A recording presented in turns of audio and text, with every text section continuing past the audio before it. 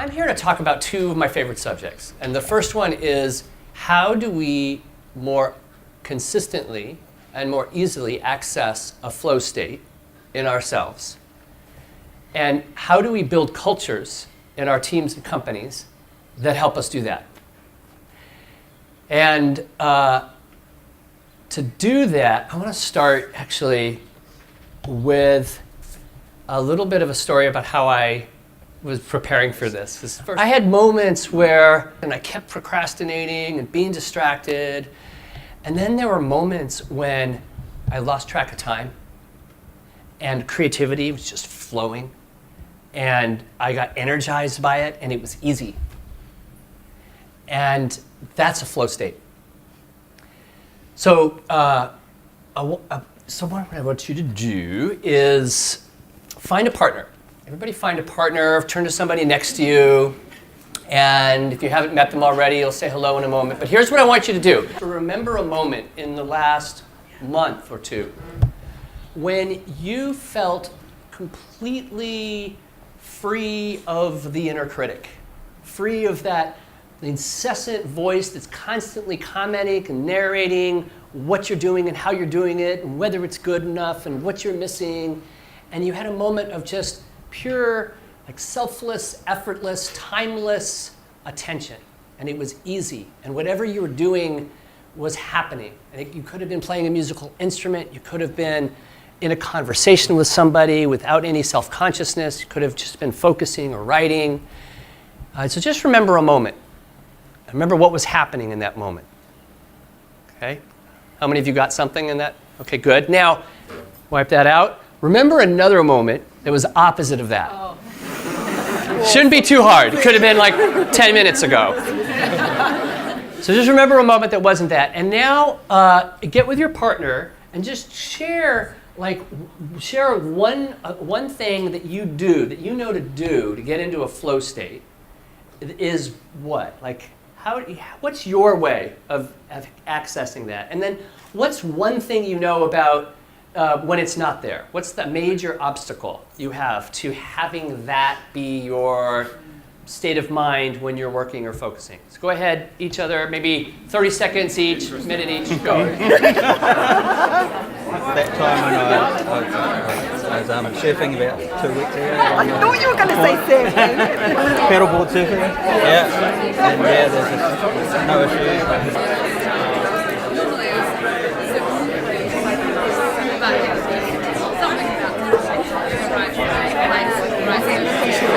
Not around people. Yeah. Nature. Make sure you switch, let the other person go. Both people. I just I'm not really talking to anyone else, so take it away from the flow state. You probably, now that you meet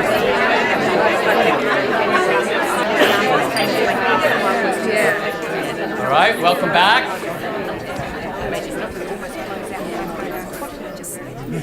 So what are some of the things that you shared about? Like what has you easily get into a flow state? Just kind of yell them out. Yeah. Being in the surf. Being in the surf. Yeah, surfing. Good. What else? Being with friends. Being with friends. And what? Like, you can be with friends. Like I can be with friends and be in a flow state, and I can also be with friends and not be in a flow state. So what's the difference maker? Alcohol. Right, well, which is actually one of the things we're going to get to. I'm going to talk about like what is a flow state. I'm going to talk about what gets in the way of flow states, and we're going to talk about how do we access them. But what's the quality of relating that happens with friendship or with coworkers that creates flow versus not? Anybody Familiarity. Sorry? Familiarity. Familiarity. And when we have familiarity, it makes possible something. Yeah? Happiness. Happiness. Okay, so happiness is the result, or you feel happy. Yeah, but the happiness makes me buzz, like, you know, that you're happy that you contribute or you gain something or you share something. Yes, and what I'm noticing as you're speaking is your hands are going out like this, and what I'm imagining is that there's something, like there's an impacting each other. There's some way in which you're connecting. You're in... A dialogue or like a sharing... Yeah, like you're in a shared moment, or you're having some kind of shared reality. So there's a way to be in relationship with each other that actually produces a flow state. And there's a way to be in relationship with each other that doesn't. And most of our social conditioning doesn't actually produce a flow state. It actually produces more self-consciousness. So let's talk a little bit about flow state. One of the 4 characteristics, how you know you're in one, is there's an acronym known as STER, S-T-E-R. All right, so first is selflessness. My critic goes offline. There's a technical term, it's called temporary hypofrontality. Wait, temporary, let me get this word right. STER, it's called transient hypofrontality, which basically means a depression in the functioning of your prefrontal cortex, which is the self-conscious part of us, the witness, the constant commenting on us, temporarily goes offline. And when it does, it's pure bliss. It's when I get lost playing the piano. It's when we get into conversation and we lose track of time. It's when I have this experience of the moment that's undivided. Okay? T, timelessness. I know I'm in a flow state when I'm really present. I'm not in the future. I'm not in the past. I'm right here, right now, with you, and I'm able to take in more of what's happening. And that's the next one is that when I'm in a flow state, things are effortless. Like things are easy. And lastly, richness, R. My experience of life is just more rich. My things are more vivid, sounds sound better, feelings feel better. It's all kind of richer. Sunsets, beauty. Beauty is not lost on me. So this is how we know we're there. The question is, how do you access it? How do we? There's the go surfing, right? Like I can go surfing and I know it's reliable. I can go get into my basketball pickup game and I know that's reliable. But what about at work? How do I do it at work? I want to give you, how many of you want to do some experiential things? Okay, so you up for some California woo-woo things? All right, cool. Brought to you from the capital of woo-woo.